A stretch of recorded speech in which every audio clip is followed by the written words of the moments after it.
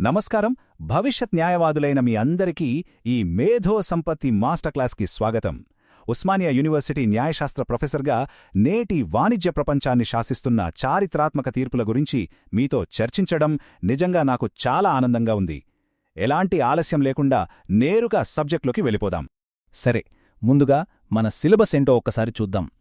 ఈ విశ్లేషణలో మనం 5 ముఖ్యాంశాలను కవర్ చేస్తాం. మొదట మేధో సంపత్తి చట్టాల స్వరూపం గురించి మాట్లాడుకుంటాం. ఆ తర్వాత కాపీరైట్ చట్టం, ఒరిజినాలిటీ, పేటెంట్ చట్టంలోని కొన్ని చారిత్రాత్మక కేసులు, అలాగే ట్రేడ్మార్క్ విశిష్టతను ఎలా కాపాడుకోవాలి, చివరగా అసలు ఆవిష్కరణల భవిష్యత్తు ఎలా ఉండబోతోంది అనేది చర్చిస్తాం.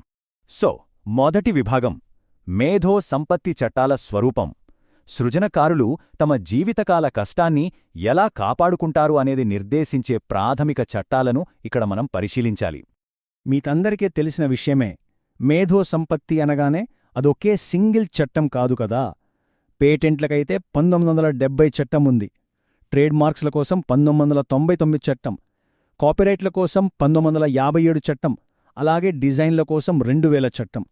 ప్రతి హక్కుకు ఒక నిర్దిష్టమైన పార్లమెంటరీ చట్టముంది.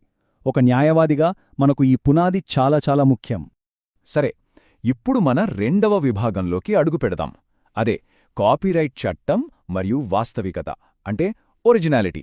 అసలు చట్టం దృష్టిలో ఒక వర్క్ ఒరిజినల్ అని ఎలా డిసైడ్ చేస్తారో కాస్త లోతుగా విశ్లేషిద్దాం. దీన్ని బాగా అర్థం చేసుకోవడానికి చారిత్రాత్మకమైన డోనోగ్యూ వర్సెస్ అలైడ్ న్యూస్ పేపర్స్ కేసును తీసుకుందాం. ఇక్కడ ఒక ఆసక్తికరమైన ప్రశ్న వచ్చింది. ఛాంపియన్ జాకీ అయిన స్టీవ్ డోనోగ్యూ తన జీవిత సాహసాలను ఒక జర్నలిస్టుకు పూసగుచ్చినట్లు చెప్పాడు. ఆ జర్నలిస్ట్ వాటిని రాశాడు. ఇప్పుడు ఆ కథలపై కాపీరైట్ నాదే అని డోనోగ్యూ వాదించాడు. మీరే ఆలోచించండి, న్యాయపరంగా ఇది సాధ్యమేనా? కోర్టు ఇచ్చిన స్పష్టమైన తీర్పును గమనిస్తే మీకు అసలు విషయం అర్థమవుతుంది. కేవలం జీవితకథలను, అందులోని సాహసాలను నోటితో చెప్పినంత మాత్రాన చట్టబద్ధంగా అది ఎవ్వరికీ రచయిత హోదాను ఇవ్వదని కోర్టు ఖరాఖండిగా చెప్పేసింది. ఇక్కడే ఐడియా ఎక్స్ప్రెషన్ డైకాటమీ అనే కీలకమైన న్యాయసూత్రం తెరపైకి వస్తోంది. ఇది ప్రతి లా స్టూడెంట్ గుర్తుపెట్టుకోవాల్సిన పాయింట్. ఆలోచనలకు ఎప్పుడూ కాపీరైట్ ఉండదు, వాటిని వ్యక్తపరిచే విధానానికే ఉంటుంది. ఇక్కడ ఆ జర్నలిస్ట్ తన పదాలతో సృజనాత్మకతను జోడించి రాశాడు, కాని జాకీ కేవలం రక్షణలేని ఆలోచనను మాత్రమే అందించాడు. That's it. ఇదే పాయింట్ను ఇంకొంచెం ముందుకు తీసుకెళ్దాం. Eastern Book Company versus DB Modak కేసును తీసుకుంటే, సుప్రీంకోర్టు తీర్పులను కలెక్ట్ చేసి పబ్లిష్ చేసే వాళ్లకు కాపీరైట్ ఉంటుందా అనే ఒక ఆసక్తికరమైన చర్చ జరిగింది. అంటే పాత కేసులను జస్ట్ ఒకచోట చేర్చడానికి పెట్టిన శ్రమ మాత్రమే కాపీరైట్ ఇస్తుందా? ఈ కేసు నిజంగానే మన చట్టపరమైన సరిహద్దులను మార్చివేసింది. ఒకప్పుడున్న పాత స్వెట్ ఆఫ్ ది బ్రో విధానాన్ని కోర్టు రిజెక్ట్ చేసింది. అంటే కష్టపడి చెమటోడ్చే డేటాను కలెక్ట్ చేసినంత మాత్రాన ఆ యాంత్రిక శ్రమకు కాపీరైట్ రాదని సుప్రీంకోర్టు తేల్చి చెప్పేసింది. దానికి బదులుగా మినిమల్ క్రియేటివిటీ, అంటే కనీస స్థాయి సృజనాత్మకత అవసరమని స్పష్టం చేసింది. ఇక్కడ ఉన్న ఈ కోడ్ చూస్తే మీకు క్లారిటీ వస్తుంది.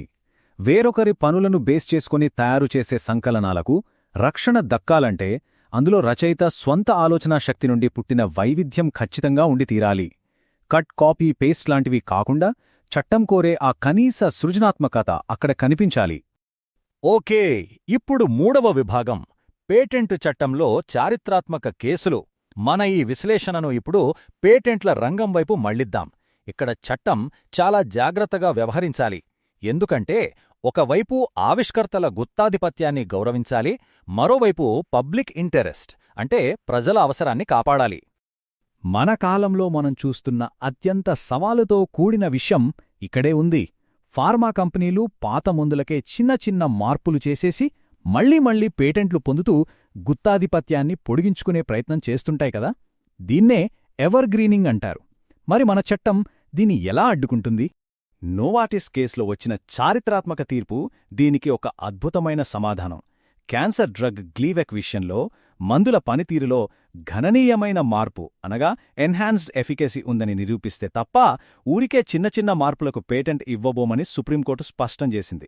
సామాన్యులకు ప్రాణరక్షక మందులు అందుబాటులో ఉండటమే ఇక్కడ ఫస్ట్ ప్రయారిటీ. బేర్ కేసు కూడా కంపల్సరీ లైసెన్సింగ్ ద్వారా ఇదే విషయాన్ని గట్టిగా నిర్ధారించింది. దీన్ని బట్టి చూస్తే పేటెంట్ సిస్టమ్ యొక్క ప్రాథమిక ప్రమాణాలు ఎంత కఠినంగా ఉంటాయో అర్థమవుతోంది కదా. ఒక ఆవిష్కరణ ఖచ్చితంగా కొత్తదై ఉండాలి, అందులో నాన్ ఆబ్వియస్ ఆవిష్కరణ దశ ఉండాలి, అలాగే అది పారిశ్రామిక వినియోగానికి పనికిరావాలి. ఈ 3 ఉంటేనే అలాంటి నిజమైన ఆవిష్కరణలకు మాత్రమే పేటెంట్ హక్కు లభిస్తుంది. రైట్. ఇక మన 4వ విభాగం ట్రేడ్ మార్క్ విశిష్టతను కాపాడటం. వ్యాపారాల వాణిజ్య గుర్తింపును, వాటి బ్రాండ్ ఇమేజ్ను రక్షించే ట్రేడ్ మార్క్స్ యాక్ట్ 1999పై ఇప్పుడు ఫోకస్ చేద్దాం. ఒకేలా ఉన్న పేర్లు, లోగోలు లేదా డొమైన్ పేర్లతో ఒక కంపెనీ ఇంకో కంపెనీలా కస్టమర్లను మోసగించడానికి ప్రయత్నించినప్పుడు ఏం జరుగుతుంది? అలాంటప్పుడు న్యాయ వ్యవస్థ ఆ కస్టమర్ల నమ్మకాన్ని ఎలా కాపాడుతుంది? ఫ్యూచర్ లాయర్స్ అయిన మనం దీని గురించి నిశితంగా ఆలోచించాలి. ఇక్కడ మనం అర్థం చేసుకోవాల్సిన ఒక కీలకమైన తేడా ఉంది. అది ఇన్ఫ్రింజ్మెంట్కు, డైల్యూషన్కు మధ్య ఉన్న తేడా. ఇన్ఫ్రింజ్మెంట్ అంటే నేరుగా వినియోగదారుల్లో గందరగోళం సృష్టించడం. కాని డైల్యూషన్ అంటే సంబంధం లేని రంగంలో కూడా బ్రాండ్ కీర్తిని దెబ్బతీయడం.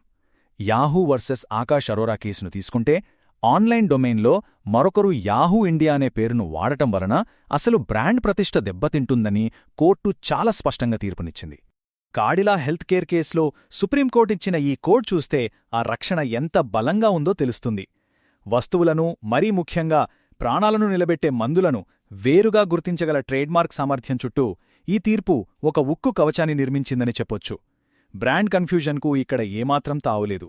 ఇక మనం చివరి విభాగానికి చేరుకున్నాం. అదే ఆవిష్కరణల భవిష్యత్తు. మన ఈ మాస్టర్ క్లాస్ ముగింపుకు వస్తున్న ఈ తరుణంలో కేవలం జరిగిపోయిన కేసులను మాత్రమే కాదు, అసలు న్యాయశాస్త్రం యొక్క భవిష్యత్తు వైపు చూడటం కూడా మనకు అత్యంత అవసరం. టెక్నాలజీ మనం ఊహించినంత వేగంగా మారిపోతోంది. ఇప్పుడు చూడండి, ఆర్టిఫిషియల్ ఇంటెలిజెన్స్ సృష్టించే రచనల కాపీరైట్ రేపు ఎవరికి దక్కుతుంది? ఒకవైపు సృష్టికర్తల హక్కులు, మరోవైపు సమాజ ప్రయోజనాలు. ఈ రెండింటి మధ్య మన చట్టాలు భవిష్యత్తులో ఈ సమతుల్యతను ఎలా కాపాడుకోగలవు? ఒక న్యాయ ప్రొఫెసర్గా ఈ ఆలోచింపజేసే ప్రశ్నను మీకే వదిలేస్తున్నాను. ఈ అంశాలపై చర్చించండి, విశ్లేషించండి. మరిన్ని ఆసక్తికరమైన న్యాయ అంశాలతో మళ్ళీ కలుద్దాం. నమస్కారం.